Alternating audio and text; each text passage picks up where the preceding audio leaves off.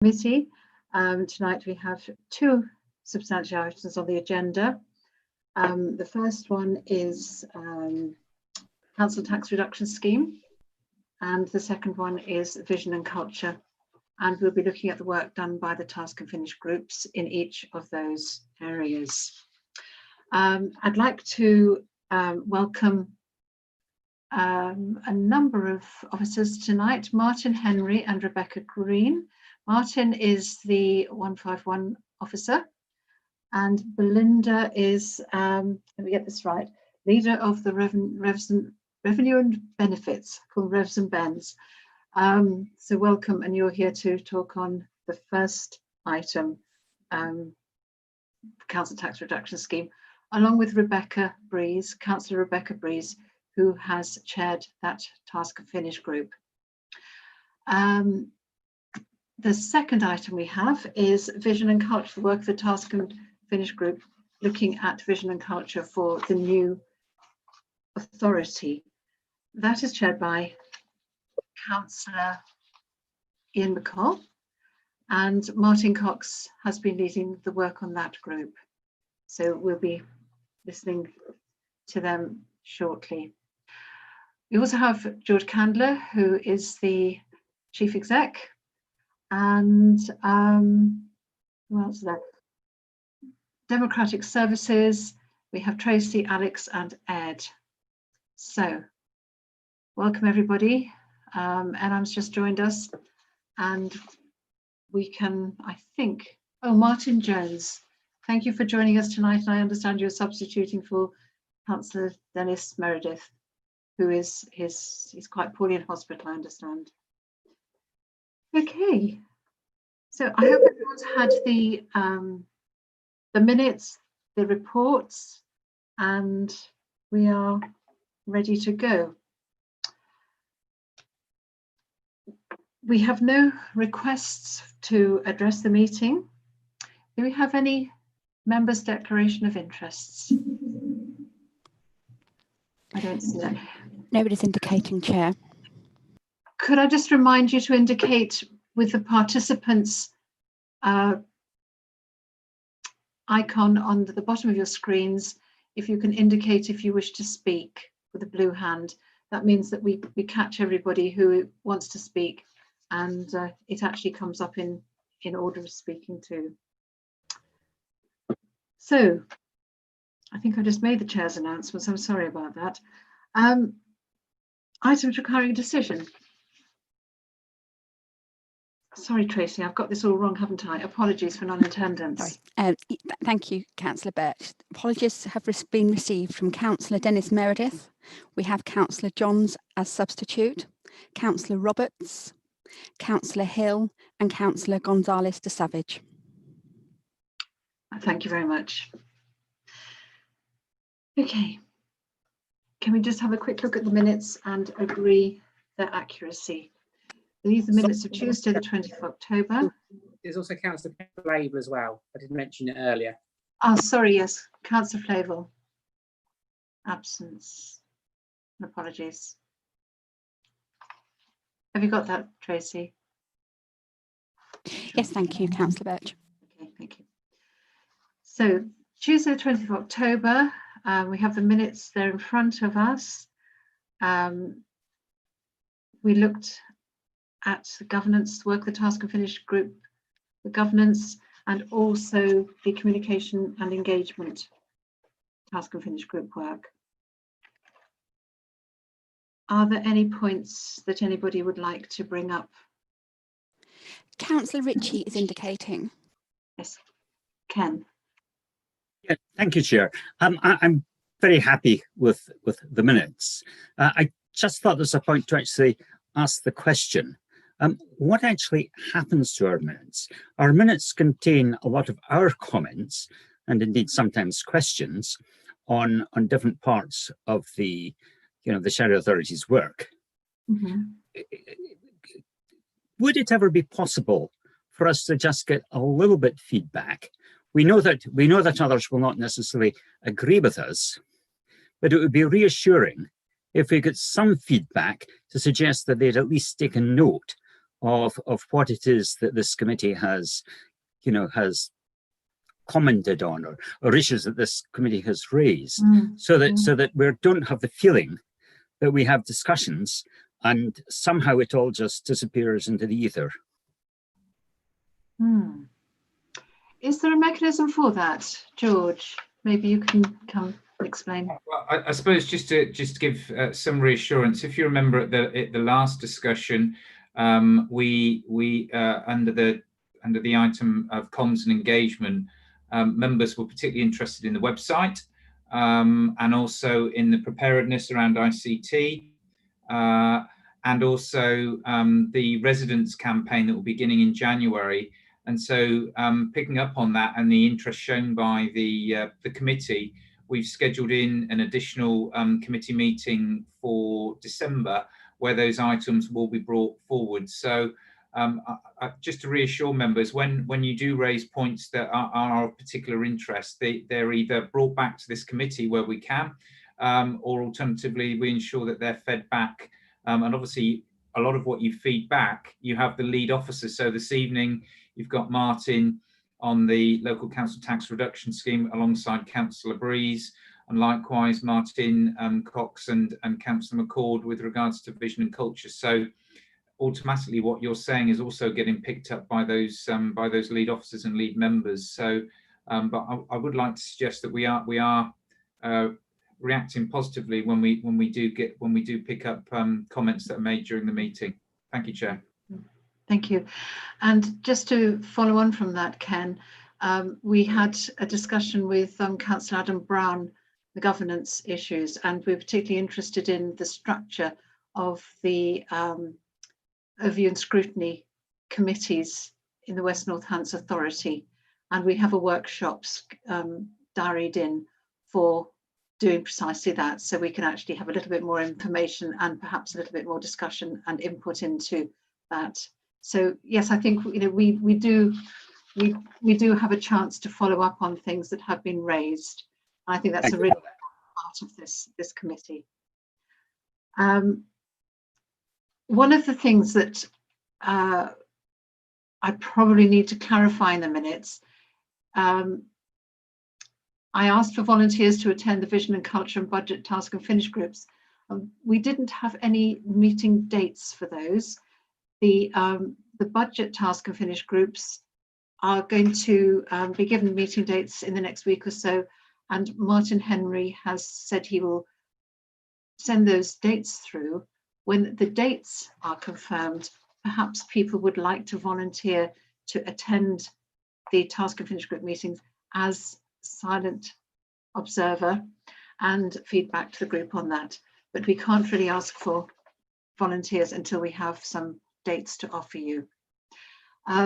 Just another follow-up from that, the notes from the Task and Finish groups have been made available to us. You might have had an email from somebody called Sarah McKenhill, and she offers you a chance to join Huddle, which is a platform to share information. The notes from the Task and Finish groups are on Huddle. I've just had a go at it. You have to join and then navigate the platform, and the Task and Finish groups are within folders on that. So it's a chance there to actually have a look at those notes for future meetings. Right, can I ask you to agree the minutes if there are no other points to raise?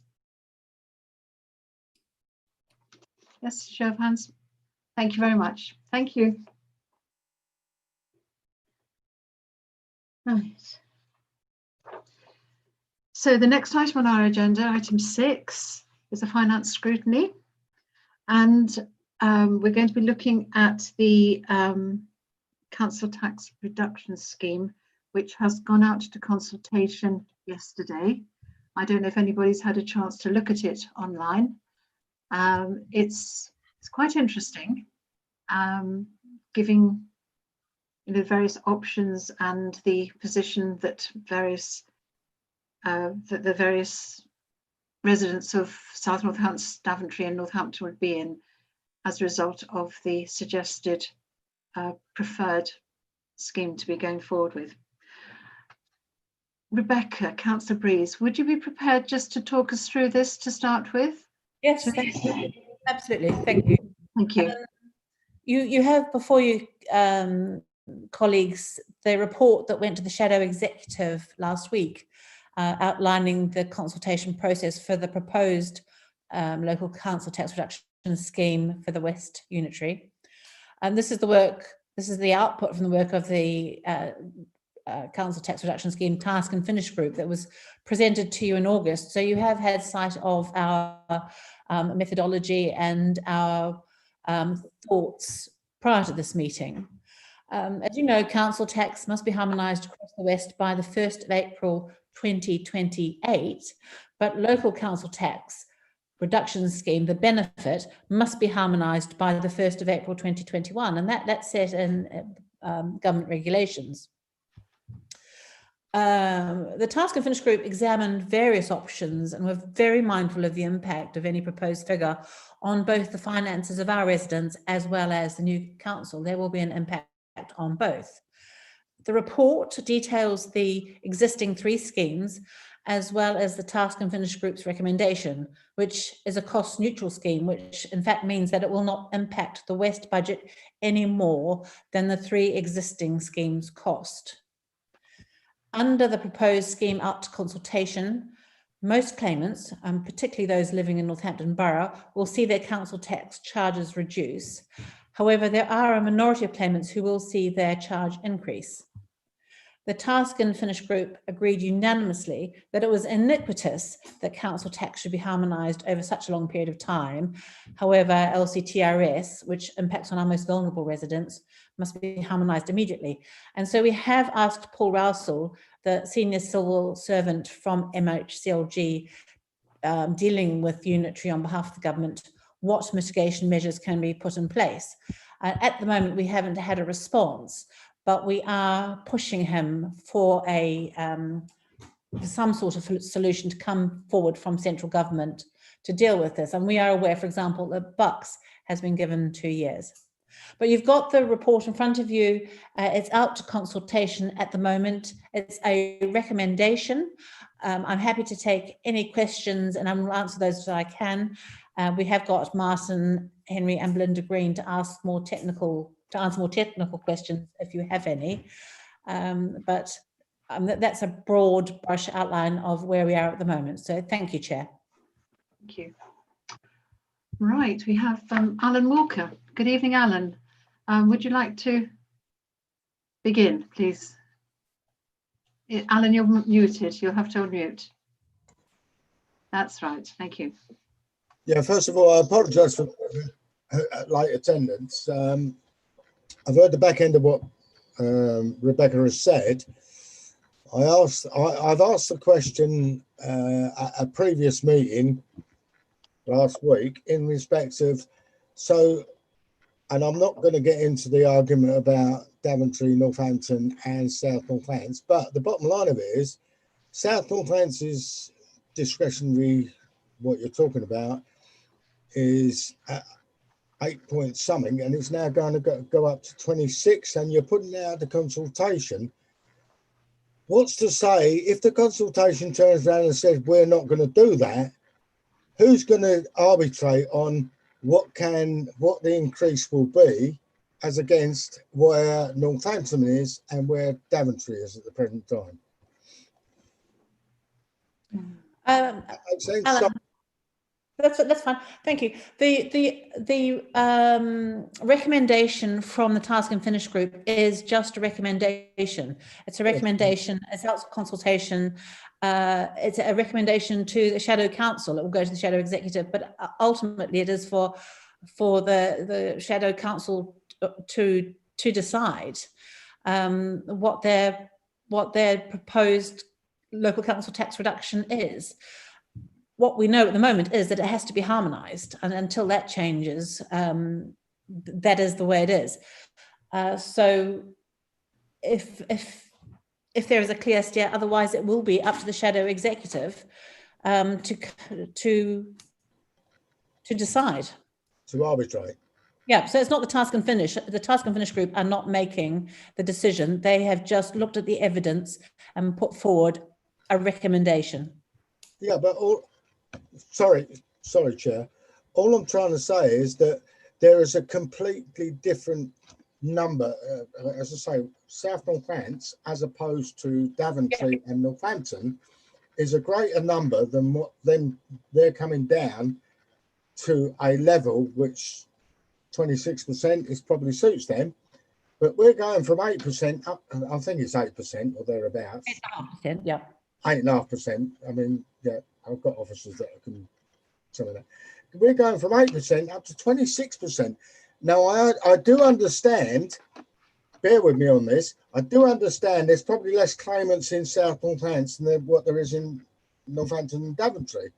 But to get harmonisation from that sort of number without, and I asked the question previously, without it being over a period of time, and at the moment, with rightly or wrongly, it's the harmonisation has to be done when the shadow or the unitary authority comes in on vesting day.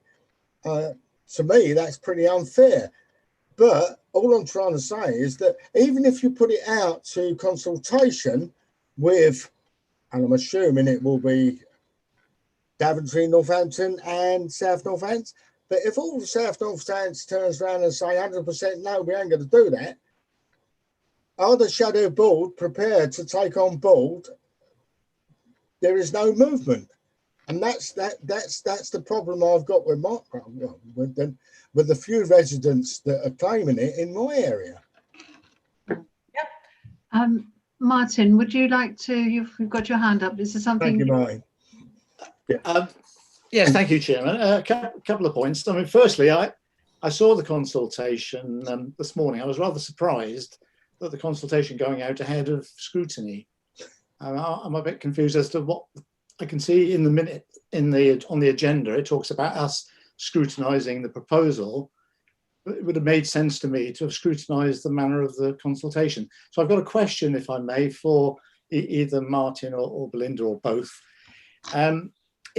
We've got the percentage differences, but it would have been good to have an estimate based on current council tax rates of actual money on a lower band, so that people looking at the consultation can see the impact it would have. And I'm thinking of particularly residents who claim this benefit in South Northamptonshire. I mean, plainly, as Councillor Walker said, for people living in Northampton, the proposal is very good news, and is fair and is pretty well neutral for Daventry, but for residents in South Northants, it's a big change, and it would be good to put money, numbers, and monetary value based on current. I mean, obviously we don't know what the council tax is going to be for the authority next year, but we do know what it is this year, and it would give a more realistic approach for people looking at the consultation to see the impact. I mean, particularly because we're in the pandemic, we're unlikely to be seeing great differences in terms of the economy in the spring, and so people already hard pressed are going to be even more hard pressed if this proposal goes through, and they have to pay a lot more council tax. So it would be helpful if I could just have, well, perhaps from you, Chairman, initially on or Councillor Breeze, on why this went out to consultation before tonight.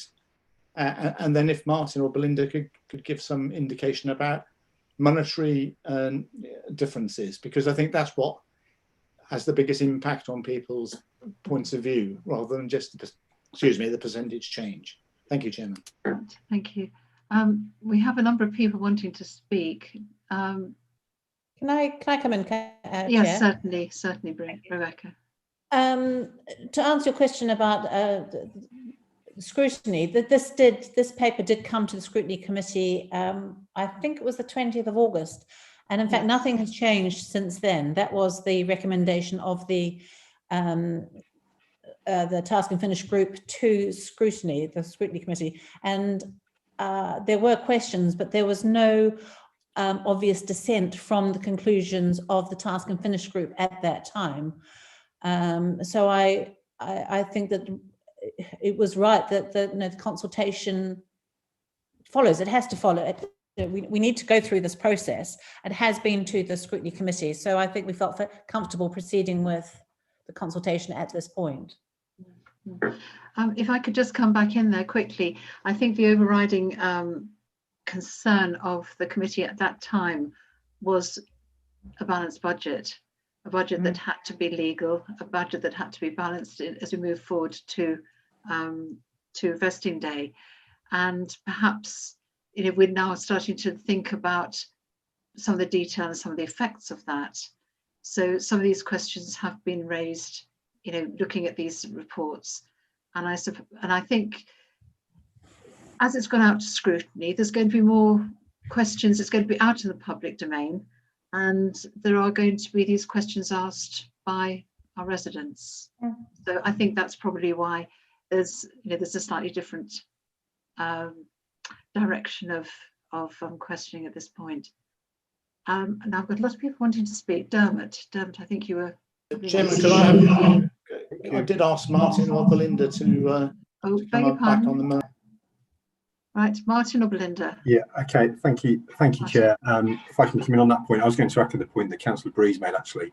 It was the 17th of August we came into the scrutiny committee previously, and we spent a fair bit of time walking members through the detail in terms of what CTRS meant. And as part of that, we talked about the cost neutral scheme, so lots of queries and questions on it. But also as part of that, we had a number of slides which talked about case studies. And we set out within that session what the impact on individuals potentially would be. So we do have that information available. We can reshare that with councillors again, so they can see the kind of case studies that we put forward and discussed with the committee previously. And that was deliberately brought in so that we could have that, make members aware of the scheme before consultation started. The actual recommendation that forms part of consultation hasn't changed since that, as has been set out already. And I think the other point that I'd make is, you know, we're bringing it here tonight because consultation has just started, and it gives scrutiny therefore the opportunity to feed into that consultation process. Having had the information previously, we then that information hasn't changed. We then started consultation very recently. Scrutiny have an opportunity to feed into that, and that's the purpose of bringing it here tonight, so that we can seek views on the overall scheme and the impact that will have. If there are individual questions on what it means to particular residents in different areas of West Northamptonshire, then we can provide that detail, but this probably isn't the forum to provide it in. Thank you, Martin. That's helpful, Chairman, thank you. Right. Julie Davenport is. Sorry, Chair. Sorry, Dermot. Yes, your hands got up. Dermot. Thank you. Yeah, I reflect Martin, Councillor Johns' comment that we really need to know what the difference is between somebody on the lowest discount and what they're likely to pay afterwards to get a handle on it. You know, what the monthly cost is, and equally how many people it's going to affect. Obviously, the worst case is going to be South Northants, but Daventry as well, and they're going to take a hit. So it's important we get that to get a context and an angle on it. So I think we need to know that tonight if we possibly can. But also, it's not only lower bands, as we discussed at our pre-meeting. You know, there are a lot of people that live in larger houses who are on hard times, and we need to be aware of them as well. And equally with COVID, we're going to see an increase, I'm sure, of people who are going to need help in this manner. But as I say, if we can come back to the point that Councillor Johns asked, to get that sort of how much a month it's costing the people and how many people are involved, and also whether the benefit system will be able to cancel out any of that difference or not, because I don't quite understand the finer points of how that might affect it. So those are my questions, Chair. Thank you. Thank you. Does anybody want to come back on that? I mean, one of the things that I've found looking at the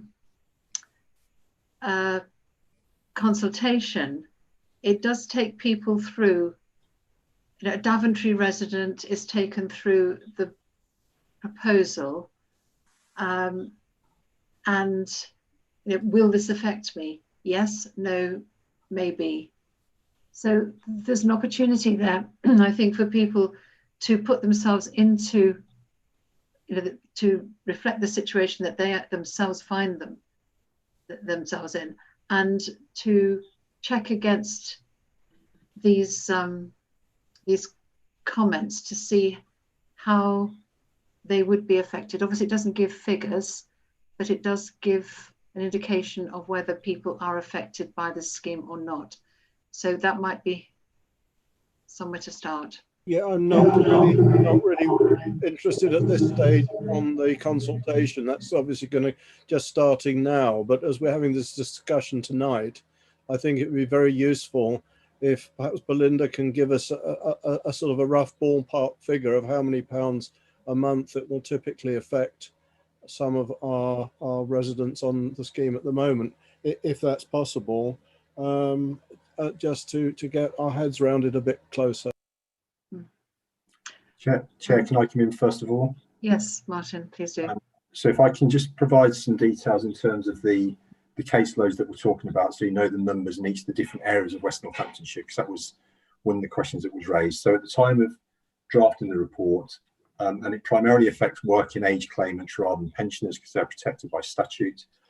So to give you the idea of the numbers in each of the different areas, working age claimants in Northampton Borough Council at the time of drafting the report, there was 9,635 of those. Within Daventry, there was 1,921, and within South Northants district area, 1,514. So that will give you an idea of the total number of claimants, 13,070 in total, and that's the breakdown by the three different areas. In terms of the impact on the individuals, I will actually defer to Belinda in a minute or so, but I would say before I do that, it's difficult to give you a categoric impact on an individual because there'll be different circumstances in play for each of the different households in play. And so there'll be different things that we need to take into account. So there isn't going to be a blanket, if you live in South Northants, it's going to have this impact on every single individual. It will vary from individual to individual based on their circumstances. And some it will have the same impact on, but it'll be different depending on the individual circumstances. So that's the general point I just wanted to make. But I will just defer to Belinda to see if there's anything else that she wants to add. Oh, thank you, Martin. No, I think that sums it up quite well, actually. I think when we're assessing local council tax reduction entitlement, it's based on very much the needs of a family and the income they've got coming in each week. So it varies from household to household.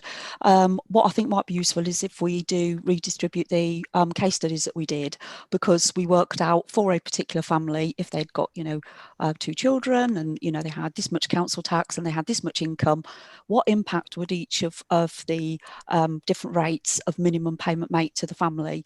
So I can redistribute those quite quickly so that members of scrutiny can have a look through them, if that would be helpful. Right. Alan, right, we've got Rebecca. Did you want to? I'm just interjecting on Belinda's point, because if the committee are interested in seeing how benefits are affected by different scenarios, at the Citizens Advice Bureau, we use a website which is publicly available called entitled2.com. So that's ENTITLED 2, as in TO, not the number 2, but 2.com. That is a benefit calculator that's very interactive, very easy to use. So you can put into that a scenario that might reflect, say, your particular family circumstances. So you've got 3 kids, you live in a band F house, and then put yourself in the circumstances of what some of our residents might be who have had a reduced income, who are suddenly finding themselves on universal credit. You can put in that information and it will come back with a very detailed response as to what you might get in council tax reduction. That might be a helpful and quick way of the committee looking at various scenarios that they're interested in. But it's a Citizens Advice Bureau recommended website. Right, thank you. There's a number of people with their blue hands up. Alan, are you wanting to come in, follow on up on that? If you don't mind me just coming in on that one, there's a lot of things being said tonight. At the end of the day, I'm a local councillor looking after my residents that live in my area, and I represent them. I personally, excuse the expression, I couldn't give a monkeys about statistics. It's the bottom line of it is, we are here as a scrutiny committee, right?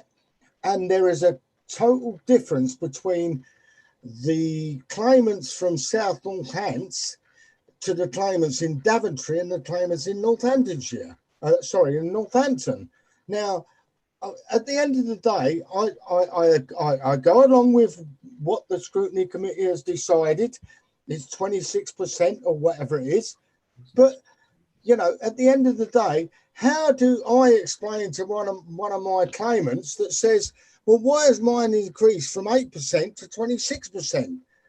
I'm there I'm a local councillor to represent them, not to ask them to understand the mathematics and all the rest of it.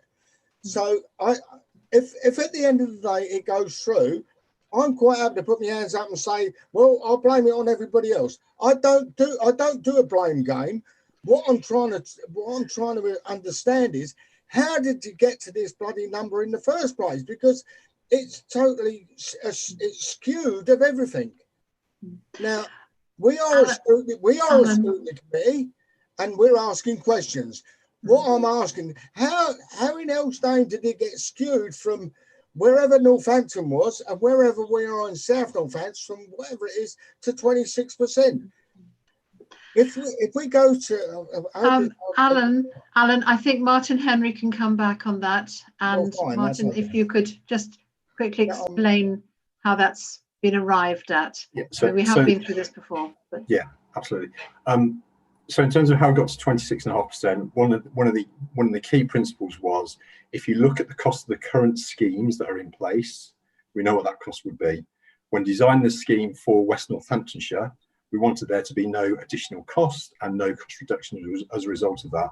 And then you work through the detailed numbers relating to that, and the number of claimants and the different level of support, and that leads you down to a scheme of 26.5%, which is what's described as the cost neutral scheme, because it doesn't have a financial impact if you compare the new scheme, the proposed scheme, to the three current schemes. And the total cost of those three current schemes, if you compare it to the new scheme, would be cost neutral. There'd be no additional cost. So that's how we come up with the 26.5%.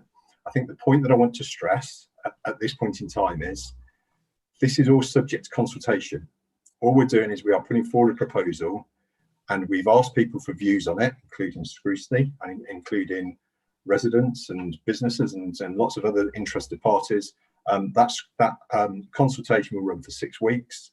We will analyse all that information when it comes back in. We will produce a report, and from that we will then make a recommendation through to Shadow Executive in January. The regulations relating to CTRS have to be agreed by the 31st of January 2021 for the financial year starting April 2021. But this is kicking off consultation. This is all subject to consultation. So there is not a finally agreed scheme here at all. There is a proposal for us to seek views on, and that's what we're doing this evening. Thank you very much, Martin. Can we move on? Julie Davenport, you had a question. Yes. So I understand it's out to consultation, and I know it's not fixed. However, being realistic, we're not going to come down to South Northants 8%. So there is going to be more money for certain residents to pay. And my question is about helping those residents, because obviously they're probably struggling now. So they will then struggle more. And something I use quite a lot with residents who are struggling is the discretionary housing payment fund that we get from government. And I didn't know whether because this is all down to central government wanting the unitary, whether we could ask for a top up of that, so that could help. And also it would be good for councillors to know that should residents be struggling, they could access this discretionary housing payment. And if we could have that, say, for the period of 2 years, and if people were assured that there was money there for people that are really, really desperate and need help, that it would be there, and it perhaps wouldn't be such a shock. That's it. Right. Thank you. Thanks, Julie. Martin, is that going to be possible, discretionary housing payments? Thank you, Chair. There are discretionary housing payments which are made by the DWP. I'll bring Belinda in on that point in a minute, and I'll also bring her in on financial advice that we can give to people that are particularly struggling, because we do have a debt and money advice team, and we would want to use the expertise that there is there to help people deal with and manage any impact it has on them individually. But I'll just bring Belinda in at that point. Yeah, can I just say that the DHP I'm speaking about is that the money is given to the borough council. Usually it's about £500,000 a year. So it's not sitting with the DWP, it is given to the borough council. Right. Belinda, would you like to just... Yes, thank you, Chair. Please? Yeah, the discretionary housing payment that Councillor Davenport refers to is funding from central government that is passported down to the councils, and that's primarily to help with rent payments. So that's to help top up if somebody is getting benefit, but there's a shortfall in their rent still. So, for example, if someone's got the spare room subsidy, or their income doesn't quite match the gap in their rent and their housing benefit. So there is the discretionary housing payment there. And I think just picking up on Martin's point that there's other support that we can offer customers, because whatever the scheme looks like in April, we will know the people impacted by this, and so we're going to be able to reach out to those people and help them with debt and money advice, particularly, so that the team would look at income, maximising benefits, and making sure that we're supporting people through the change. So we've got those other options as well open to us.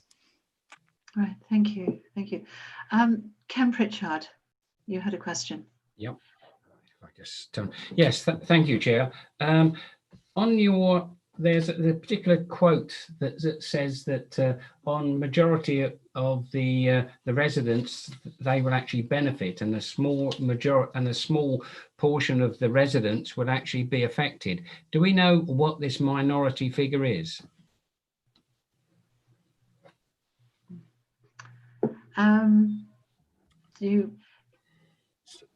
Martin.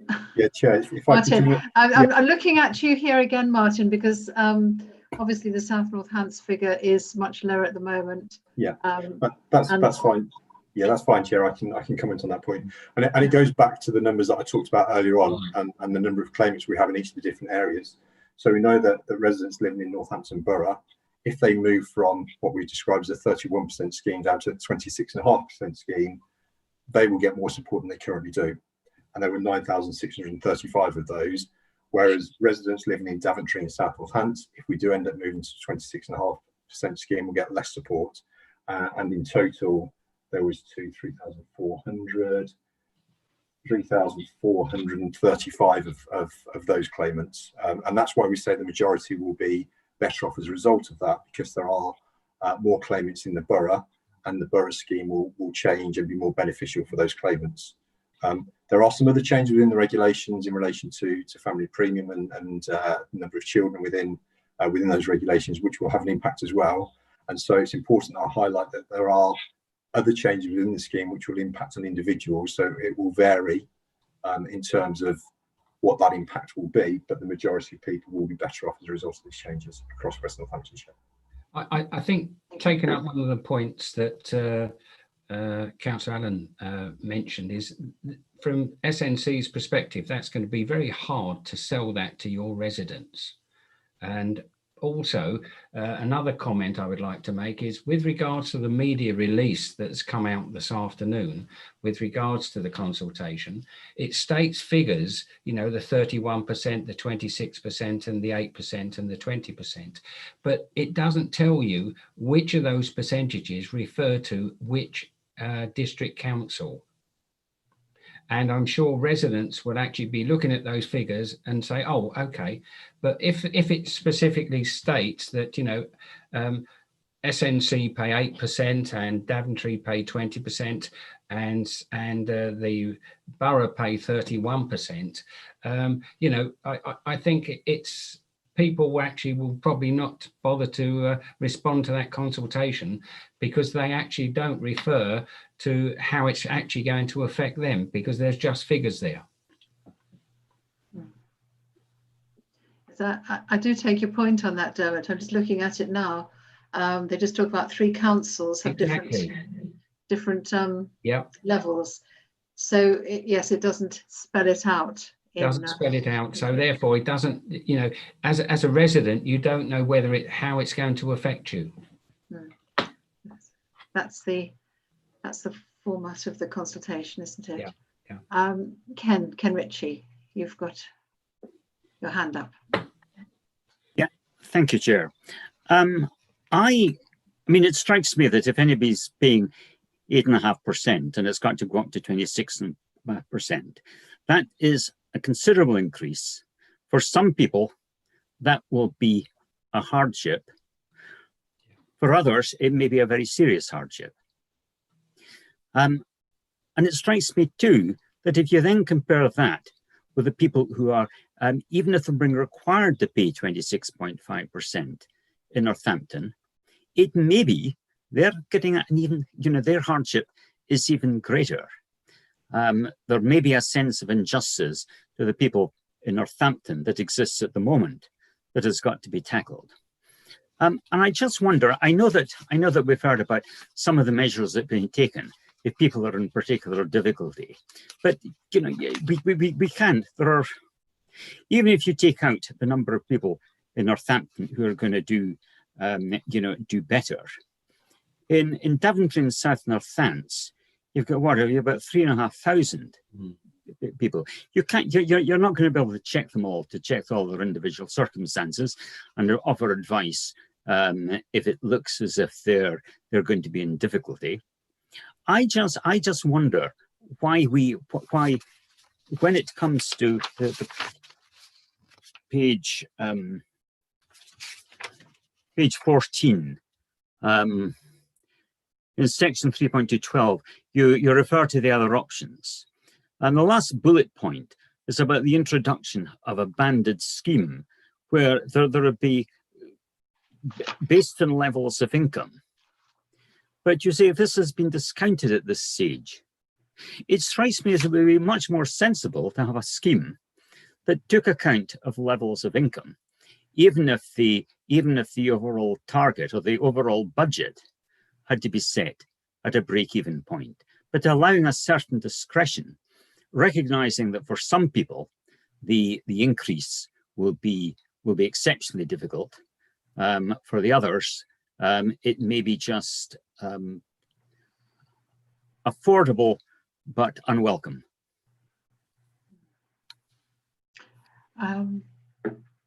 Anybody like to come back on that? Because the banding scheme has been discounted for the moment, I understand.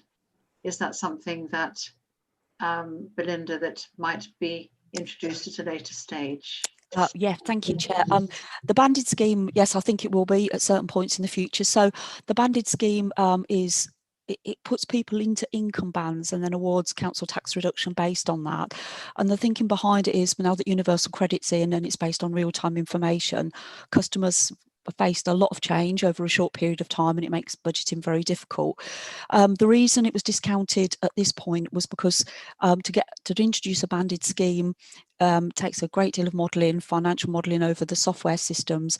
And as it stands at the moment, the 3 councils in the West have different software systems. They have 2 different software systems over 3 councils, and that would have meant the modelling and the software, etc., would not have been in place to introduce that from the first year. But I do think it is something that we could revisit in the future. We've got some experience of introducing software systems, you know, elsewhere, and banded schemes elsewhere, and you know, that I think that is something that in the future we could look at. But obviously at the moment it would be very, very difficult with separate software systems in place over each council. Could I just ask a question, Belinda? If you're talking about a banding scheme, is that actually more responsive to individual families' needs than all the extra help that can be given to them in terms of welfare benefits? I think, Chair, it depends how you set the bands, the income bands. You could have a banded scheme where people on passport benefits, so people on, for example, income support, continue to get the maximum amount of help you want them to get. And then each after that, there'll be different income bands, and you can do modelling to see what the impact will be on residents. And I think it's fair to say probably that any new scheme you introduce, there are winners and losers from the schemes. What it does do, this is why it may be worth looking at in the future, is it prevents our residents having to have lots and lots of different bills every time they have a change in their income. So, you know, it means that if they find it easier to budget, they know which income band they're in, and they don't face quite so many changes. But again, you know, you'd need to do the financial modelling that backs up that scheme to make sure that it was suitable for the residents, and also to make sure that it's within, you know, the financial envelope that, you know, we'd need to deliver our local council tax reduction scheme in. But it certainly is more beneficial for members in the sense of, for residents in the sense of, you know, they won't see as many changes to their council tax bill, because as long as they don't go over that income band, their council tax reduction would remain the same. Right, so slightly less complicated. Mike Warren, Mike, you had a question. Thank you, Chair. Yeah, I'd just like to ask, why has there only been one option put through or put forward on the consultation? Why have we not had any other options? I understand the cost neutral element of this, but for it to be a consultation, surely we need to look either at whether it's costing over and above what we would normally expect. But at the end of the day, it's the members that are going to be voting on this. And I would have expected to see more than just the one option in the consultation. Consultation. Rebecca, would you like to come back on that? I'll try. I'll attempt an answer on that one, because it's a very good question. But I think actually, when you're going out to a consultation on this sort of thing, you need to have something definitive. You need to have looked at the options. You needed to have looked at all the background information, which is what the Task and Finish group has done. They have looked at various options, thought about it, agonized about it, gone away. I mean, I think Belinda and Martin will agree that we have gone away and pushed all sorts of questions they weren't expecting, and provide us with answers so that we can come up with a recommendation. So I think that the Task and Finish group, which has members from all the three areas, independent member, has looked at those, and this is their recommendation. I think if you go out to consultation with options at this stage, I think it's confusing for the public. I think this is the most effective way of coming to a decision, and it is a consultation, so the responses will be considered. That's my understanding, and I don't think you'd usually find a consultation comes up with various options for the public to consider. It's it's usually pretty black or white. Yeah. Okay. Right.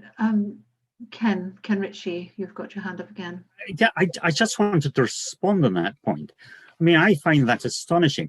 I'm trying to think of consultations that I've seen, at least in Daventry or elsewhere. If you consult, you're asking people to choose between options. In this case, it's a take it or leave it basis. It is back to the only Henry Ford argument that you can have any color of car if you want, as long as it's black. I just don't see that this is a very, very effective way of conducting a consultation that will show support for the option that the Task and Finish group have put forward. But the point of a consultation is to get views back from residents, and unless you have a consultation that offers some sort of choice as to which direction people want to go in, I question whether it's a real consultation. I know that I've looked in the past at the guidelines for consultation that the government publishes. Does this actually fit with these guidelines? Martin Henry, would you like to?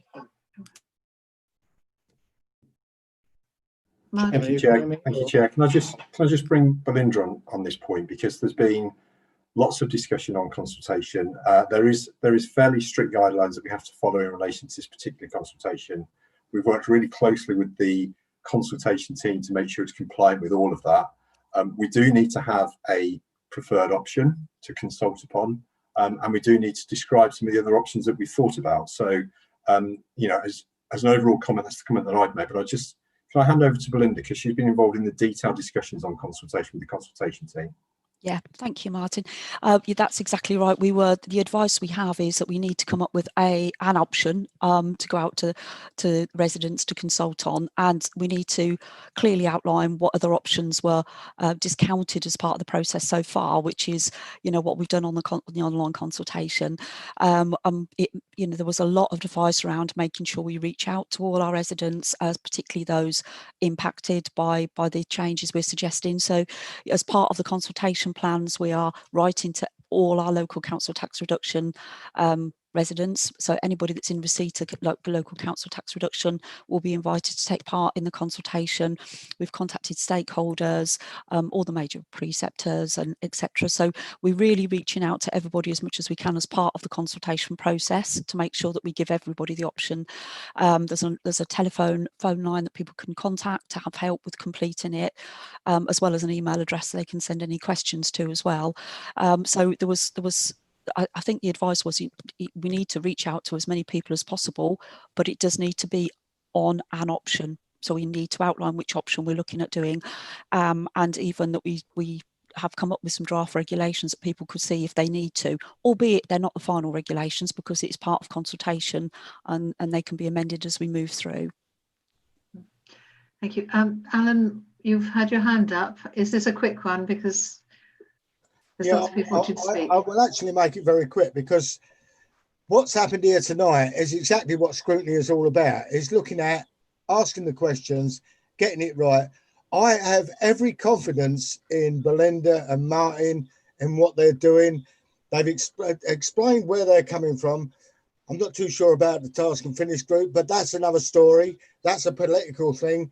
At the end of the day, I can now go back to my residents, and I'm confident to say that they can go to Belinda, well, certainly your department, Belinda, anyhow, and they will get an honest answer of what they can do and what they can't do, irrespective whether it's 8% going to 26% or whatever it is. Because I have personally, as a councillor now, can turn around and say I have every confidence in what the officers are doing and where you're coming from and where you're going to. So first of all, I'd like to say thanks very much for what's happened tonight, because that's what scrutiny is all about. Secondly, I have every confidence of the consultation. Most people won't understand the consultation, but if they come and talk to me, I have no problem with directing them to Belinda and saying, there it is. She will explain, or the officers in her department would explain what's going on. That's the reason why you are where you are at the present time. My major concern, and this is an observation, nothing else, is that because we're going unitary, everything has to come down to one level. And some wins, as it's already been said, some win, some lose, rightly or wrongly. But I'm still comfortable that my residence is where I live, anyhow.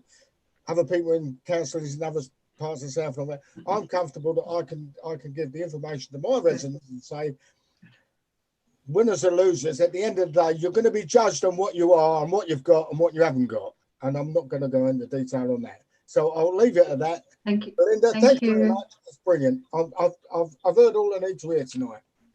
Thank you very much, Alan. Ken Pritchard. Just very quickly, actually, it's something for Belinda. When you actually write to the residents that are being impacted, could you please put it in very, should we say, understandable terms on what impact it's actually going to make to them, not just quote percentages? Yeah, absolutely. Just to say, when we contact the residents on this stage of the consultation, it will be just really to highlight there is the consultation there and to provide them with a link. Further down the line, once the scheme's been settled, we will know who's impacted by this, and we can work with residents, you know, at that point. Quite a few residents probably don't have the ability to get to a PC or something. I think you've actually got to send it, when you actually send out and advise them of the consultation, I think you've got to actually tell them what impact it's going to make to them. Thank you. Thank you. Thank you. Martin, Henry, so we've got some Martins here tonight, two at least. Martin, would you like, is there something that you would like to add to that? Yeah, it was just a quick point I wanted to add to the discussion earlier about the impact on individuals and the other options being considered, because and I could share my screen to show you this. I'm in the consultation document at the moment, and it has a section in there specifically on other options considered but discarded, and it also goes into how the proposals affect the individuals in Daventry. So there's a link for that. How they affect the individuals in Northampton Borough. There's a link for that. How they affect the individuals in South Northamptonshire Council. So there are 3 separate links in relation to what the actual impacts will be on residents in each of the current sovereign areas of Daventry, Northampton and South Northampton, as well as a link into frequently asked questions. So within the consultation document that's been issued, there are further links in there that provide much more information, which talk about other options considered but discarded, and also talk about the individual impact on people in the different areas of West Northamptonshire. So I just wanted to highlight that for the benefit of the committee, really. Thank you. Thank you. Councillor McCord, you had your blue hand up earlier. Did you want to come in on this, or have you changed your mind? No. Councillor McCord, did you want to come in? You had your hand up earlier. So maybe at the end, I just wanted to reassure the committee that all of their points and comments will be taken on board, and particularly those from the consultation. I'm absolutely a firm believer that we need to make our council tax, particularly for this cohort of people who are those with the least, that we ease the burden as best we can. But the facts at the moment are, almost 2/3 of people will be hopefully better off than they currently are within our lowest paid. We will, and I have certainly pushed MHCLG and will continue to push MHCLG, because I do think the regulations that say this part of council tax harmonisation has to be done overnight, but council tax itself can be done over 8 years, is a huge anomaly that does need to be looked at. What I haven't heard, and would be useful for scrutiny to give a steer to the executive, is then when you come to setting priorities, and within the report, I think it says if you wanted to reduce it to 20%, it'll cost 880,000. So that's roughly 150,000 per 1% coming down. So possibly in terms of setting the budget, it would be useful to say, well, we would rather spend 1 million, 2 million, whatever your number is, on council tax reduction scheme rather than, and tell me what the rather than is, because I haven't heard that part of the hard part of the balancing the books equation coming out of the discussions, and it would be useful to give executive a steer when we're doing this. And my understanding is when we consult on this, we then remember this will still be an all-member decision. I think it still goes through the budget as part of budget setting and forms the final budget setting. It feeds into the budget in terms of the number that we're going to have to use. I see Martin Henry getting upset here. I'm heading off piece, but it forms part of that number. So we have to fix something before we can do it. On this particular budget round, everything's moving, so there's nothing fixed. So it would be helpful to, from the executive's point of view, that we could at least have a steer as well, and some sort of idea that we would rather, if there is you know, you want to make the scheme more generous, which I'll be the first to want to do. Because this 8.5% was introduced when I was the finance portfolio holder at South Northants, and has remained there ever since. So if we can, we will, but I need to know then what are the priorities and what are the things you would prefer to use to fund it. That's a challenge for us all, isn't it? Martin, do you want to come in quickly? Then we've got Enam Hack, who's had a hand up for a while. Yeah, if I can just pick up one point there. So budget setting, council tax setting will be a full authority decision. Council tax regulation scheme and the regulations associated with that is actually a shadow executive decision that needs to be taken by the end of January. So that will go to shadow executive for consideration and finalisation, not full authority. Just wanted to clarify that point. Right. Enam, did you want to come in, or has your question been answered? Yeah, yeah, I want to come in, but it's the. Whoops, where have you gone? Enam? I don't think he's in the meeting at the moment, Councillor Birch. Right. I think we ought to be drawing this to a conclusion fairly quickly. Ken, one last comment, I think.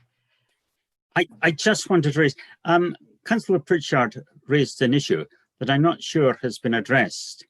Martin Henry has talked about the links that there are from the website, yet the people who are affected are probably the part of our population least likely to have computer internet links at home. And I just feel that for this particular group, that is simply not satisfactory. Chairman, can I make a point? I've been trying to indicate, but you obviously don't see my hand. No, if you could use the blue hand, on my system, it's not a blue hand; it's a yellow one. But I beg your obviously pardon. you Right, can't see wave. it. Yes, wave then. Right, come on then, Martin. I just want to say thank you to Ian for those comments. And I think this whole discussion, I mean, the difficulty has been that plainly this scheme is because it's been determined that it has to be cost neutral. And first I was wondering, is that going to apply to every discrete activity that the council engages with, that it has to be at least cost neutral? Because if it is, I mean, it's going to prove rather difficult. But if there is opportunities to consider other expenditure in relation to this budget, that might be an option. But overall, any pressure that we can put on central government to give us more scope to ease these things in, I think would be of great benefit, because I think although the majority of people are going to benefit under this scheme, there is a significant minority that will be significantly worse off at a particularly difficult time for the economy and many people in this category in our country. And I think it would send a very poor message to residents overall with a new council that came into being with the promise that it's going to be run more efficiently at a lower cost for the very poorest in certain parts of the area where housing and day-to-day costs are the most expensive. And I don't think that's fair. So I think if there are scope to revisit this in some shape or form, I think that would certainly be welcomed in South Northants. And after all, that is the area that I currently represent. Thank you, Chairman. Right. Thank you. Thank you. I understand an equality impact assessment has been done on this. You know, and all of these factors that we've been talking about tonight would have been included in that. Is that the case? Yeah, it is.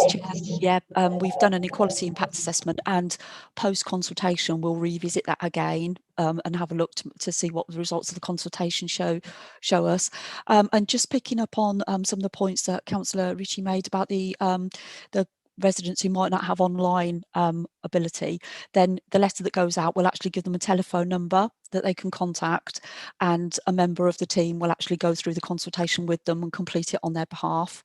And there's also, if you know, there's an email address for people who prefer that method, but certainly we will make sure that we reach out to everybody. If they haven't got online access, they can give us a call.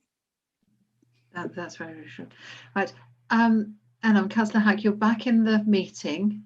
did you want to, is there a question you'd like to put forward? Because Yeah, I don't know what happened there, Chair, but I've just been booted out.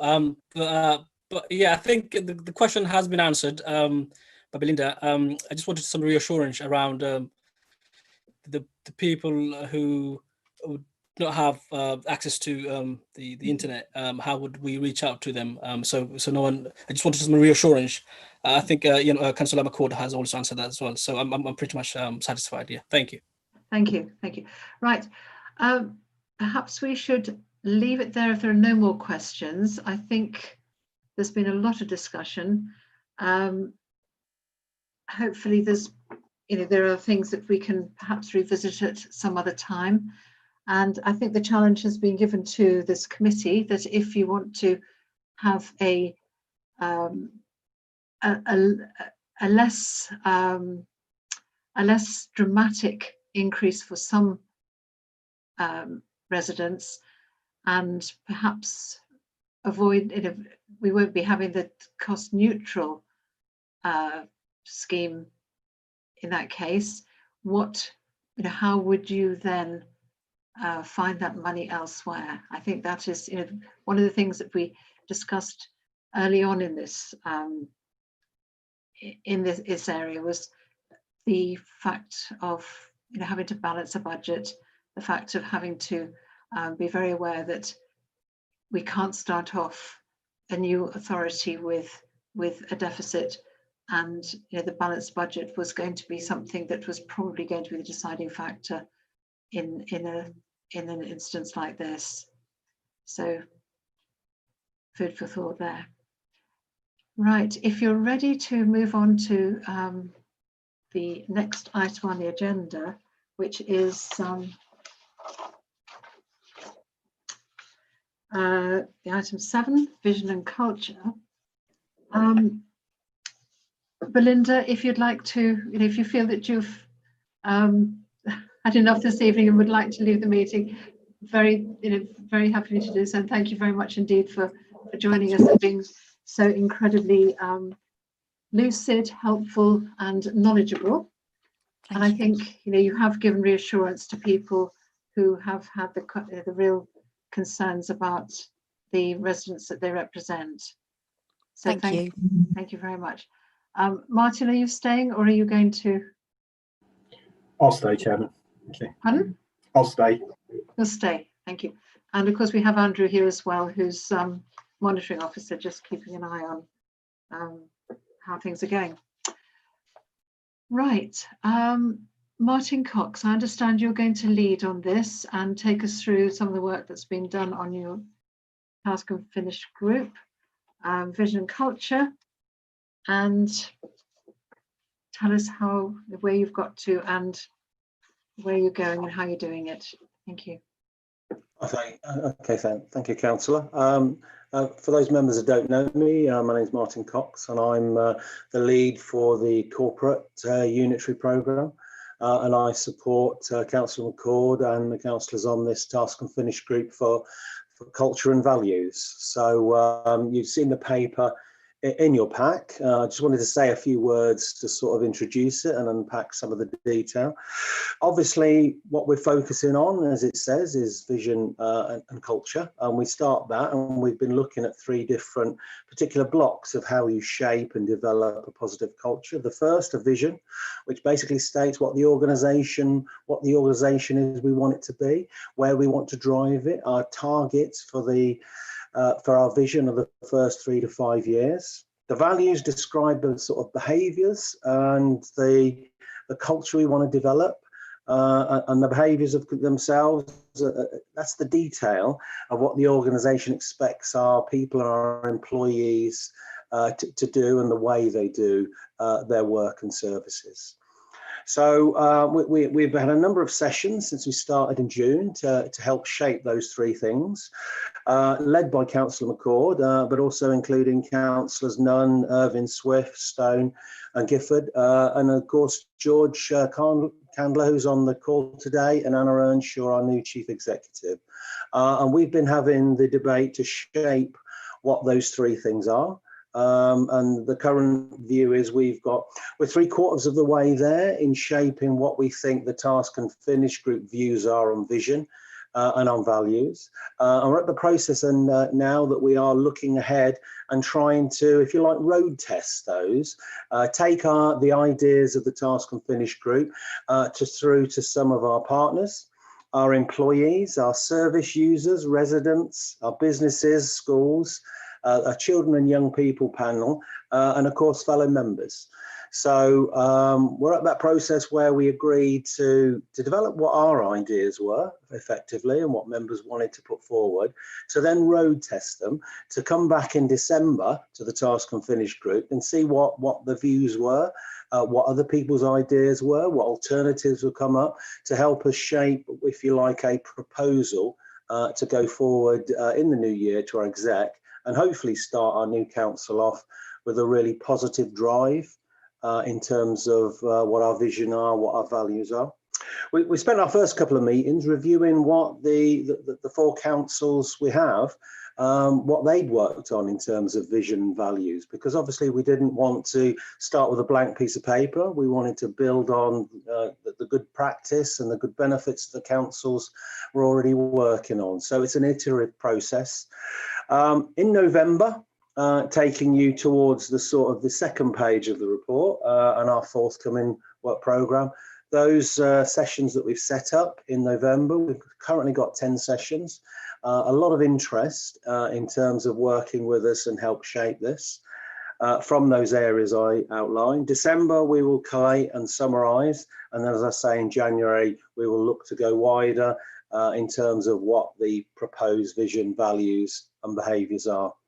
So we've had some really good sessions. We've got a set timetable. Our next meeting will be in December, but we hope to be able to come up with something that is inspiring, that helps set a direction for our new council, but also helps engage our employees in what it's going to be like to work for West Northamptonshire and what might be different to how it currently operates in the existing sovereign councils.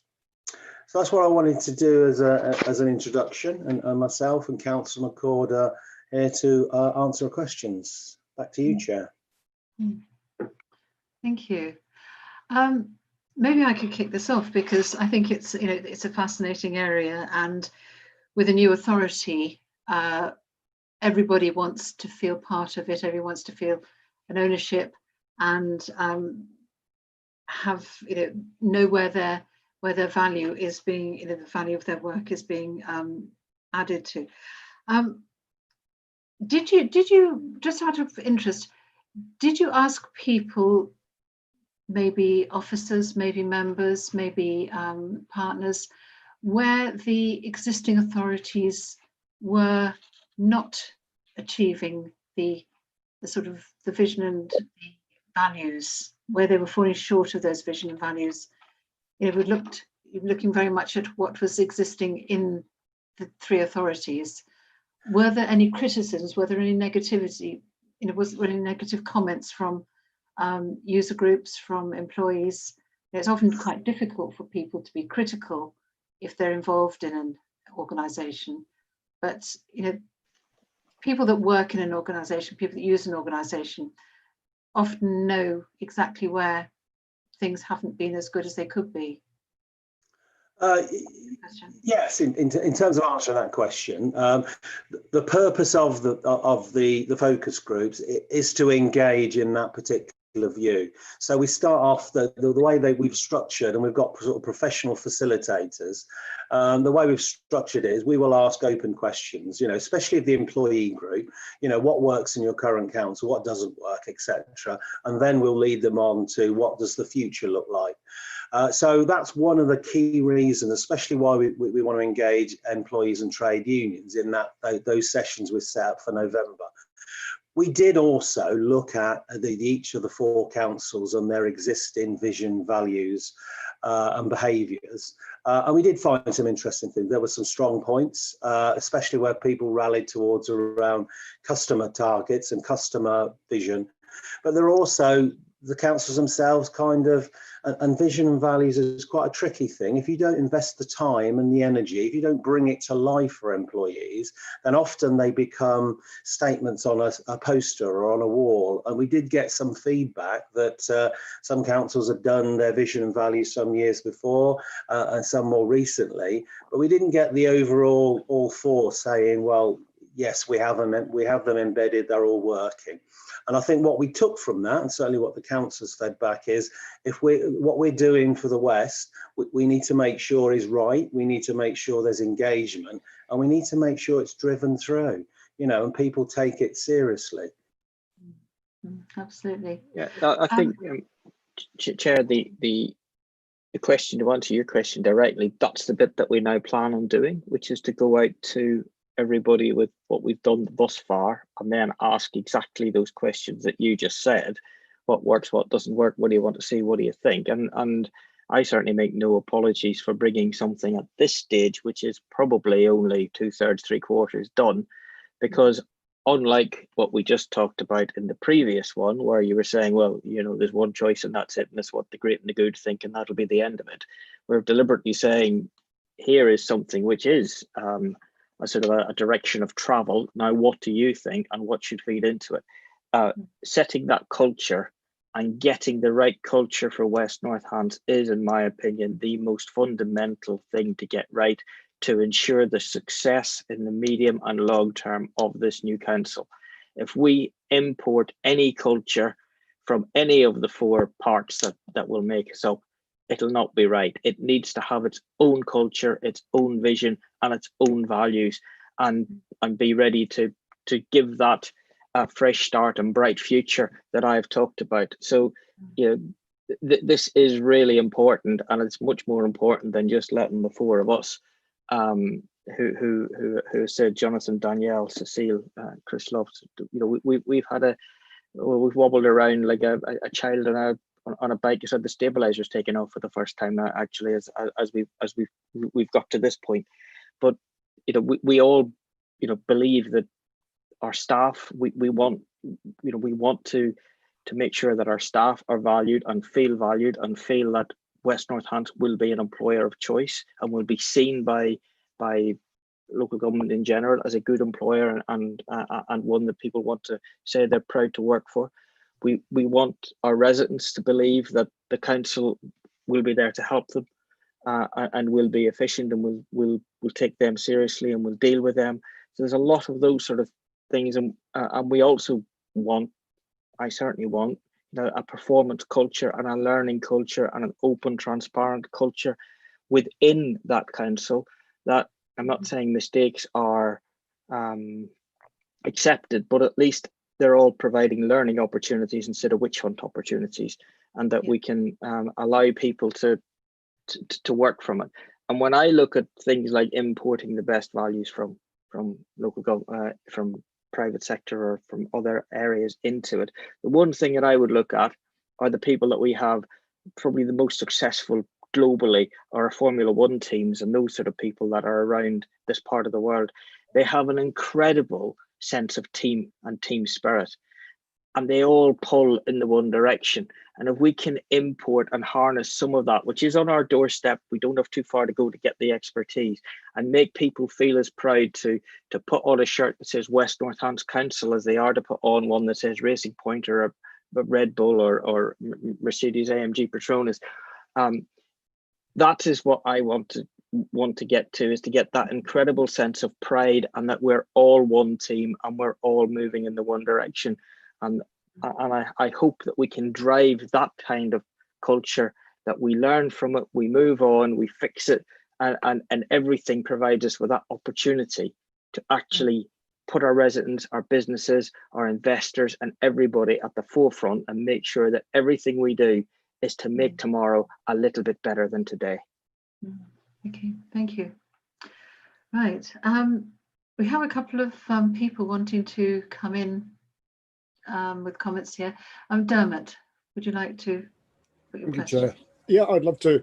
I'd just like to say what Ian said is absolutely reflects what I've learned from industry regarding the value of a vision statement. And I just wanted to know in the notes here on the report rather, it says November 2020 meeting to gain feedback on vision statement. I just wanted to find out whether the vision statement has actually been drafted or whether that's being worked on at the moment. And also, when I've worked on vision statements before, they've been worked on in conjunction with a mission statement, and the two sort of go hand in glove to a certain extent. Just wondered whether a mission statement was also part of the work that the group's putting together. Thank you.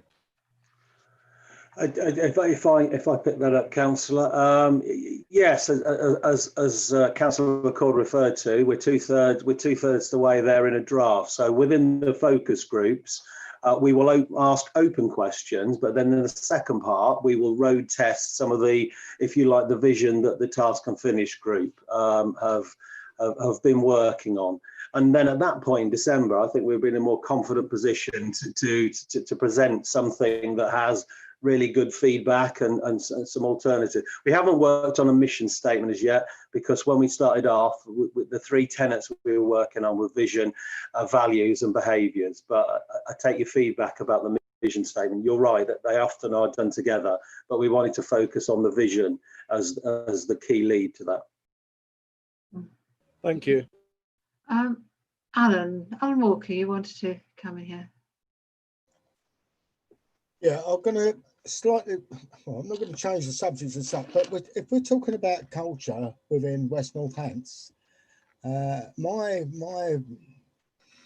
view, if that's the right way to put it, and I'll put it to whoever's going to answer the question, is that I've been here for 20 odd years, and I've personally, whether it be county council, whether it's South Northants, or whether it be any officer, have a culture of personal relationships whereby we're open, honest, and understand. I'm a councillor, they're an officer, they're the professional, I'm the councillor. Can we ask the question, can we do whatever we want to do? Now, the bottom line of it is, you cannot move culture forward.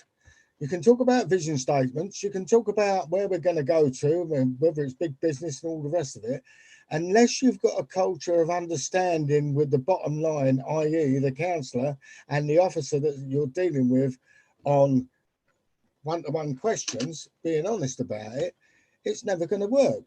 So my question is, Martin, at the end of the day, is that part of the culture is whereby under the new organisation, which unfortunately I'm not going to be here, but under the new organisation, the unitary organisation, are there going to be closer relationships between councillor and officer, whether councillor likes it or whether officer likes it?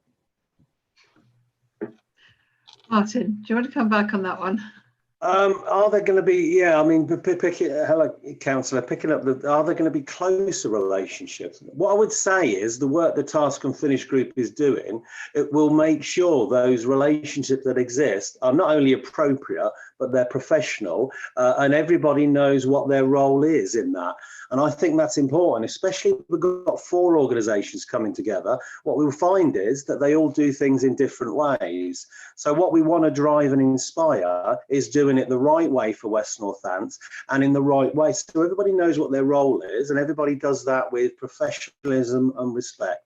So you will absolutely see some of the things you've mentioned in the values that come out and the behaviours about openness and honesty and good feedback. And Councillor McCord has mentioned a few things we've discussed about learning from our mistakes positively rather than it being a blame culture, but also having performance and managing performance properly.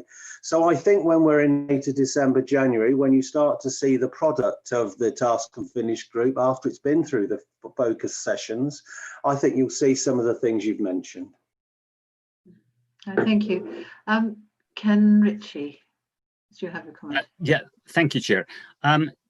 Interrupt me if I'm repeating something that was said. Briefly, my system went and I'm told I was removed from the meeting. However, what I'm trying to say, I'm a great believer in the need for having a vision statement and a statement about culture. But I've got to say, I'm slightly cynical about their actual practical value. I think it was Councillor McCord that talked about, you know, how we need to be in a position where staff feel that they're valued. How we've got to be in a position where residents feel that the council is there to help them. Well, we have got these sort of statements in Daventry in some form or another, and I would guess that most councils do. But it doesn't mean that staff feel that they're valued or residents feel that the council is somehow on their side. And I'd be interested to see not just what is the mission statement or the statement of values, but what practical steps will be taken in structures, in the way that things are done within the council, to make sure that these things are a reality and not simply fine words. I guess that's how are you going to measure that, Martin? To come back on that, I think, Councillor, you mentioned something I referred to earlier is, you know, sometimes we have found that some of the existing vision and values are things that are put on posters and not followed through. We will come forward with an action plan of how we will embed them, how we will be used, how we bring the values and the behaviours to life in our performance processes, our induction, how we, you know, basically how we recruit people along the values that we are looking for. And we'll have a set of different ways of how we will make it live. What we won't present is a vision, a set of values and a set of behaviours, because you're absolutely right, that will just be a set of words or a document that won't live and breathe. But the challenge we've got is we are bringing together 4 organisations, and while I think a lot of employees would feel valued for their existing councils and residents, we are proposing a significant change. So we do need vision and values and behaviours that are embedded so people know what West Northants is about. But absolutely, to answer the question directly, there will be an action plan of how we see these working and being embedded, or else you're absolutely right, they won't work, they won't have the impact that Councillor McCord outlined. Yeah, thank you. Well, surely it's about putting our residents, our businesses, our investors at the centre of what we do and not doing things for our own benefit. So, you know, for me, and to answer what Alan was saying about the relationships between members and officers, it's officers doing what needs to be done to help residents and not what's in their own interest or the interest of the organisation first. It's, you know, it's having a positive approach to how can we help, and not the answer's no, what's the question. You know, those are the sort of cultures that I want to get embedded, and they're often the sort of behaviours as well that we often get accused of, that, you know, we do what's best for the organisation and not what's best for the residents. So if that means the organisation has to bend itself out of shape a little in order to help residents, then that's what we do, in my view, and that needs to come be embedded right the whole way through. And your point, Jane, about how do we get how do we measure it? Well, I would be measuring it through things like customer satisfaction, and seeing what level of customer satisfaction we get, and how we maintain that and build on it and get it to as high as it's possible to get it. And I guess another measure would be the recruitment and retention of staff. I think that's a real problem with the county council social services. Anyway, I've got Julie who wants to speak, and then Martin Jones. Yes, thank you, Chair. I think I'm a little confused by culture as to what that does include, bearing in mind that the NCC is the biggest authority, and NCC were told by Max Keller 3 years ago that because of the culture, it was so embedded that it would take 5 years for them to straighten it out. Therefore, that is why, you know, we're having this new council. So I just wonder, are we talking about that aspect of it as to what was said by Max Caller, or is it, from what I'm getting at the moment, that it is about staff and staff retention and how the staff are feeling and the councillors and their relationship? Because what I hear mostly from cynical, I have to say, residents is it won't change, it won't be any different. They'll have the same staff, same managers, they're just going to transfer it to another name and it'll all be the same. Now, I'm only speaking for the county council there because the borough, SNC and Daventry have not had those kind of problems. But bearing in mind the budget, maximum, most of the budget is with the big ticket items in the county council, how on earth is that going to be changed? I mean, because I still have the best value report from Max Caller. I've still got the audit report here with all the problems, and just one, the retrospective purchase orders that I know I go on about, but 300 million of them, whereby pounds, you have the goods delivered before the purchase order is even completed. And it all then has to be done afterwards, which means you don't get best value, you're not using the recommended suppliers, there could be fraud. And that hasn't changed. Now, I've been trying for the past 3 years to get answered. Now, the last time I asked, that the retrospective purchase orders, they were quite pleased that they'd come down to 38% of all of the money spent by the county council. And I spoke with the commissioners about it and they weren't happy with 38%. But what I'm trying to say is we're not getting any feedback. I'm not, and I'm asking the questions as to how all of the culture, everything that's mentioned in here, is actually being changed. So it's okay writing this is, we want everything to be wonderful and perfect. But how do I tell my residents when they say, oh, it's not going to change, it'll be exactly the same, nothing's changed? How can I tell them if I've got no answers to all the questions I've been asking? And that's it for now. Firstly, I would tell them forget Max Caller. That was 3 years ago. We've moved a hell of a long way since then. And the future we have is our future to build for them. You know, Caller's now going off to Nottingham to do a bit of work around there, so he's going to be busy for the next few weeks. We don't need to keep looking back. The NCC, SNC, DDC, MBC will all come to an end in less than 6 months. And West Northants then is our future to build how we want it to. And it's up to us to instill whatever culture, values, vision, behaviours that we want in that council. And if that means that we have to say to someone, well, it may have been acceptable at your former employer, but it's not acceptable here, then that's what we need to do.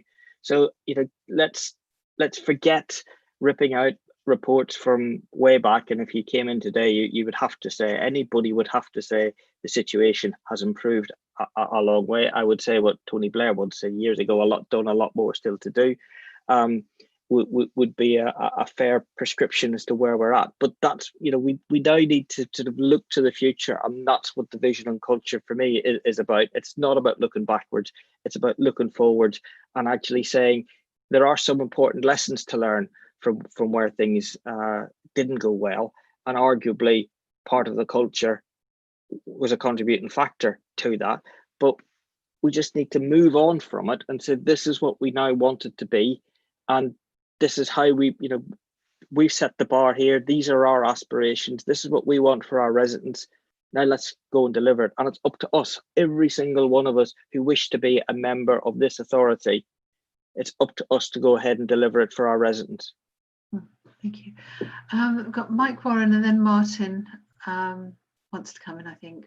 Mike. Thank you, Chair. Can I just ask, have you consulted with any other unitary authorities to see how they've embedded their vision and culture into their organisations?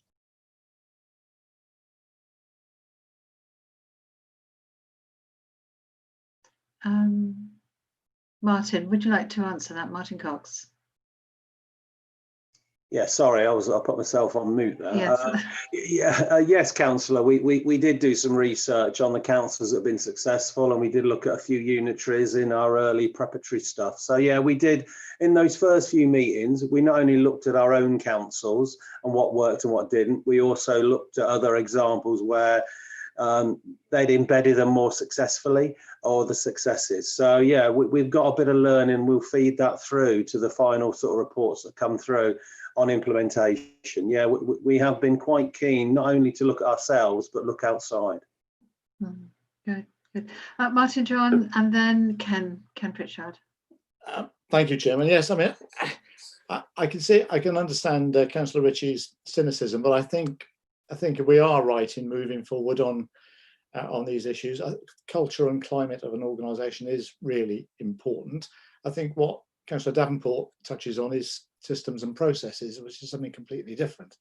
And I think we do need to get the overall culture and climate correct. And I think we will achieve that. I mean, I've had over 30 years direct contact with South Northants staff, and the same with Northants County Council staff, and a lot of contact with Daventry staff. I haven't had much contact with the borough, Northampton Borough, but in all those cases, I've never been disappointed by the professionalism and courtesy of officers. And I think going forward with a new council now, we stand every chance to build again an effective council. But it'll always be for the policies and the matters we were discussing on the previous item that makes the big difference. So obviously that's the crunch. But in terms of developing an effective culture and climate, I've every confidence that the council will move forward and achieve that with the senior officers and other staff that we already have on board. Thank you, Chairman. Thank you. Ken Pritchard. Yes, just a question for Martin. With regards to the document and your recommendations and your draft document, when do you actually anticipate it will be ready to put to the scrutiny group? January, councillor. If you just take on block, we've got our focus groups being set up and started in this month. We'll set dates for Councillor McCord's task and finish group. And on our timetable, January is the right time then to go a bit more public, much wider, and obviously to this scrutiny panel. Before, as we lead into the following 2 months and into the 1st of April. So January is the answer.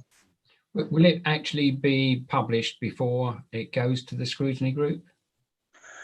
We haven't at this point agreed that with the task and finish group. So, I mean, I'll take that as a question into our next group, councillor, but I wouldn't want to speculate, as obviously I'm just supporting the task and finish group. Thank you, Martin. Well, I have no issue with it coming here. I have no issue with it, being consulted on, where we're at now. Give us your ideas. I do not want it just to be from, the 5 of us. I want as much buy-in as we can possibly get from every person who has an interest in the success of the new council. Thank you. Thank you. Maybe I can make a suggestion here on your focus group list. I don't see the voluntary sector being included in that. Now that just might be an oversight, but we are learning more and more that the voluntary sector is an absolutely vital component of any service that we deliver as a council. And without the voluntary sector having the same vision and values, there is this disconnect or potential disconnect with the statutory service that they would work alongside or be partners with. So that's an area that I think is very important for the maximum efficiency and delivery of the statutory services. One doesn't work without the other, in my view. Well, I don't know if they're specifically mentioned or not mentioned, but it's certainly not my intention to cut out the voluntary sector. They're key. No, and I think just to, and I'm happy to share who we've engaged in the partner group there, Chair, but we have asked and reached out to voluntary sector partners. So they come under that heading. That's a wide range. It covers the police, health, voluntary sector. We've just grouped it under one word there. So we do have it included. And I can share which voluntary partners are participating if you wish. I think that would be quite interesting, because obviously if the links with the statutory services and the voluntary partners, I think are very important. Okay, I'll do that. Thank you. Julie and David. Oh, David would like to come in here. Thank you. Yeah, just really, obviously we've got a huge amount of culture across our 4 organisations. Have we had the opportunity, or have we asked the staff about what they feel we've done right and wrong across our authorities? Because we don't want to lose, we may well have a lot of what we need already, and may not have just asked the question.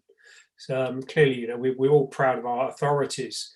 So it'd be an interesting question to ask, maybe even if it's confidentially, or so they can't be identified. Just what do they think we're doing right from a cultural perspective, and what do they think we're doing wrong? It would be quite interesting to see the feedback on that. To answer that, Councillor, yes, we are, and they are one of the groups that we are engaging with this month. And what we're trying to do is take a cross section. So we just don't ask managers and frontline. We take a cross section, and we take invite employees from each of our 4 councils. So we are absolutely doing that. What we have done already is talk to our trade unions who represent all our workforces. So we've banked that out already, and we're planning to do employees. And we will ask them openly what works now, what doesn't work, and then we'll take them on to, how do you see the future? What would you see as the values for West Northants? So when we next talk, and I'm sure we will, we'll be able to feed back what employees have said to us. Thank you. Right. Julie, I think let's make this the last comment, because I'm conscious of time again. Julie. Okay. I wasn't kicked off, so this may already have been asked, but it's just with these focus groups, are they going to be able to speak openly, freely and anonymously? Because obviously staff don't like to criticise, because they need their jobs and they don't want to think of anything coming back on them. And as for my earlier comment, I mean, I do have every confidence that we are going to go forward. I am always being told not to look back. Even 3 years ago, I said, oh, and I forget all that. I would just like to see personally where the processes have truly changed, because I haven't been shown them as yet. And I would really love to see how that has been changed, so I can feel confident going forward. Okay. Well, in terms of who's going to, can people speak openly? Yes. If they don't feel they can speak openly, then feel it before we start. And actually, as part of that presentation that we said was that members, each of us from the Toss and Finish group, would introduce those. And what I certainly envisage is that we say hello, thank you for taking part, and then leave. I do not want to be seen to be lurking in one of these groups if people then feel we better not say too much in front of them or him. So yes, there's little point in going out to tell me what I want to hear. I do want to, I want to hear what really people think, and then we mightn't like it, but at least we could do something about it. Thank you.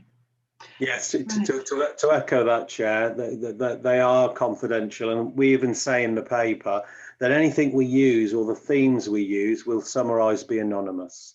So yes, as Councillor McCord said, we want to hear open and honest views from all our stakeholders and groups, and that's what we've worked on. And we've got facilitators there, but they're confidential ones. Right, thank you. Anybody else want to ask a question? Anyone who hasn't had an opportunity yet? No. Okay. Right. Well, I think again that's a very reassuring set of comments and answers from both Councillor McCord and Martin Cox, and I think it's going to be very interesting to see what comes out of this particular task and finish group. You know, how all these ideas, these values, these cultures, these visions are going to be implemented and embedded, because that is the challenge, isn't it? And everybody wants to work in an organisation where they feel they belong, where they feel that their personal values are reflected in the organisation that they work with. So, you know, we wish you well with this work, and I think it is, as Councillor McCord said at the beginning, absolutely vital part of the rebranding and the restructure of this new authority. So we wait to hear more from you, and thank you very much for your contribution tonight. Thank you. Right, on to the last part of our meeting. George Candler is here to talk about the executive forward plan and look at sort of potential areas that for scrutiny to be making a contribution to, and to link up with the West Northants Shadow Authority executive meetings. George, would you like to come in here and just take us through the next part, please? Yeah, thank you, Chair. I suppose we probably just need to manage expectations as well, because as you're aware, Chair, the diary for this committee is filling up rapidly, which is great. As we know, originally the committee was due to meet every other month, but I think it's fair to say that since September, and quite understandably, the committee's been meeting every month, covering a range of different topics. So certainly under consideration is an additional meeting coming in for this committee in December, as I was alluding to earlier, to cover the website and also the residents campaign that will be launching in January, and ICT preparedness. So that's likely to be an additional meeting coming in December, subject to Chair's approval. And in January, likely to have two meetings, just because of the magnitude of the two topics that need to be covered. So we've got budget scrutiny, which we were talking through earlier, and also the Constitution and the draft Constitution, which should be finalised and ready for a full scrutiny debate. So to put those both onto one meeting, we felt wouldn't do either of them justice. So there's likely to be two committee meetings in January, and then of course we've still got the workshop session around the sort of future scoping of what the new scrutiny will look like for West Northants Council, and again that will probably need to come back as well to this committee formally for discussion. So I suppose I just want to manage expectations. If we look at the forward plan, that you've already got a very busy period, which is great, between now and vesting day Yes. next year. However, with all of that said, members can see the papers before them. You can see there in terms of November, there's a number of papers. Now, I think I mentioned this last time, and understandably, some members quite rightly challenged in terms of ensuring that the forward plan that we do receive is as up to date as possible. But again, just for completeness, a number of those reports are definitely going. So the programme directors, the director of transformation, which for the West is Jane Carnow, as Paul Helsby is retired. So Jane will be presenting that report on the 24th of November. We've also got the new health and safety and wellbeing policy coming to the shadow exec on the 24th. and also the programme structure, which highlights the split into West and North going forward for the remainder of November through until the end of March. And also what will be coming, which you heard a little bit about at our last committee meeting, is the confirmed logo and branding guidance and audit, which Martin Cox and through Councillor Jonathan Nunn will be presenting. You'll see a number of finance papers there, which the intention was to bring those to November, but actually, because of the way that the timetabling is going with regards to those particular elements, they're now actually be pushed further on into the forward plan and are likely to come in January 2021. And obviously we're going to have a full and very detailed update on the budget setting, led by Councillor Rebecca Breeze and Martin Henry for that session. And I'm sure a number of those that you can see there will also be touched on. So won't be lost in terms of if there are particular elements there that this committee wants to consider. And you'll see that the next update of the forward plan will follow at the end of this month, and obviously we'll bring that back to the next committee meeting. Other than that, Chair, I think that summarises the forward plan. Like I say, how that dovetails across and into this committee's forward plan. But happy to take any questions, and also Martin's here, as indeed is Andrew, for any specific questions on some of those specific items. Thank you. Right. Do we have any questions about the work that the committee will be looking at in the next couple of months? No? Right. Well, I think looking or just taking up Ken Ritchie's comment from earlier, where do the suggestions or the comments that we make, where are they picked up? I think the first opportunity we're going to have to do some work on that is the informal workshop that Adam Brown was very happy to facilitate for us.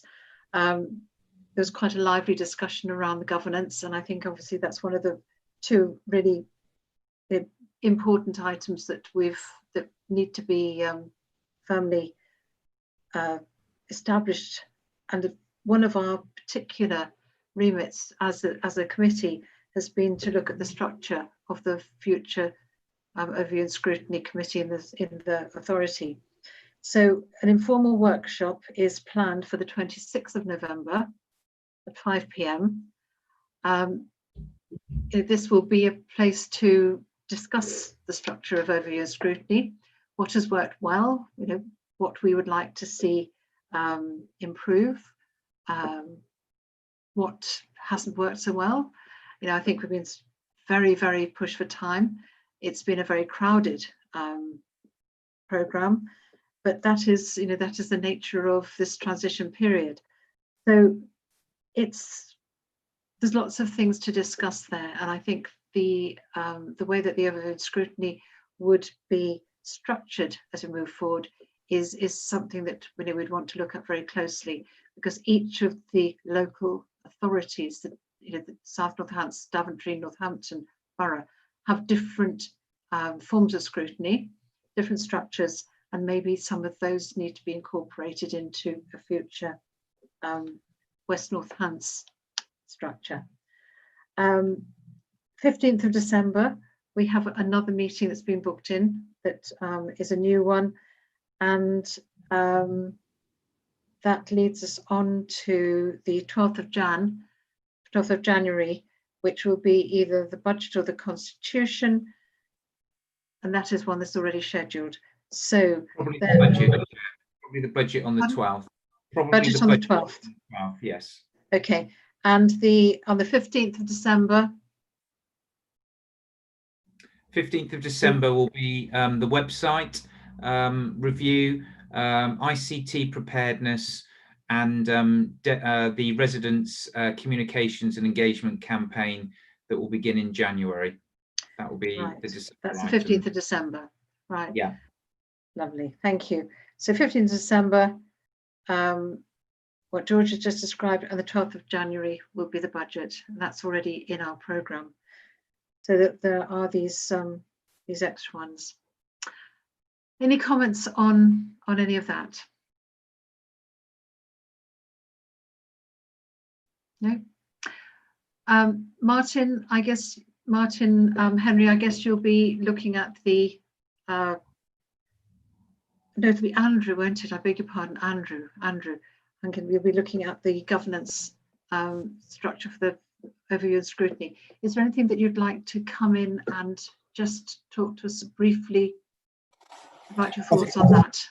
I think you covered it, Chair, really, but just to say that we have a task and finish group coming up on I think it's the 12th of November, where we will talk about bringing the overview and scrutiny aspects of the Constitution, as you said there, to the workshop on the 26th, and we will be holding that as a workshop, not as a committee, so that we can have that good honest debate about it, and come through with those things which may be slightly off a wall or whatever, because from that you can actually get some good ideas and share experiences.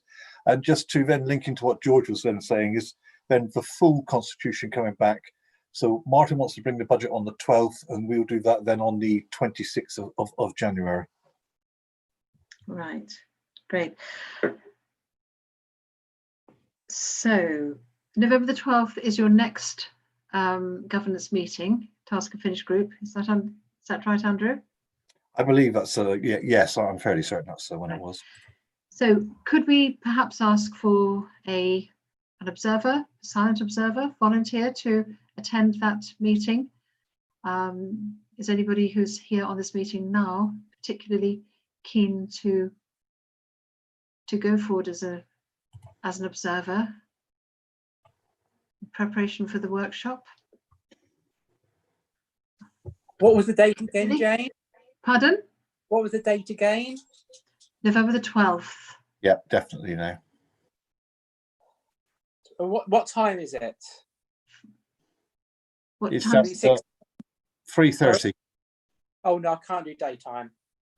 3:30. No, sorry. Any volunteers? Anybody else? Otherwise, and there are people that aren't here tonight that may like to go forward to that. Nope, I don't see. Right. Well, Julie, is that something that you're muted, Julie? Are you still muted? Yeah, apparently. No, you've gone again. Julie, press the button harder. That's it. It's got, someone keeps muting me. No.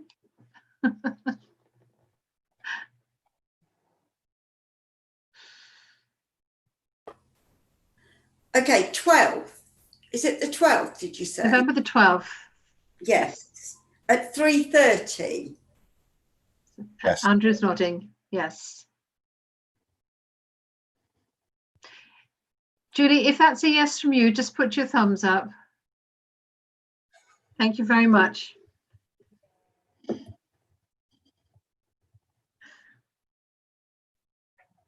And Andrew, maybe you can send an invitation to Councillor Davenport. Yes, I've made a note, and we'll do all the necessary arrangements.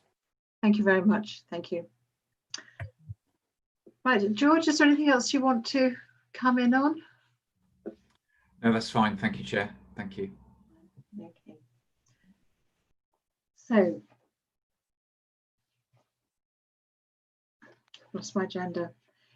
Can I ask if there's any member of the committee that would like to make any comments about this evening sessions that we can take forward, has everyone had a chance to say what they wanted to? Okay. All right. Well, thank you very much. Again, it's been a very full couple of hours, And thank you very much for your contributions, for your time, and thank the officers, thank George, thank Martin Henry, thank Andrew, and our Democratic Service officers as well. And thank you to Ian McCord and Martin Cox. I think they have disappeared, but we also thank them for their contribution to the lead on this last item before George. So thank you very much, everybody. And if that's it, we'll close the meeting, 8 o'clock. Thank you very much. Good night, Bye-bye. everyone.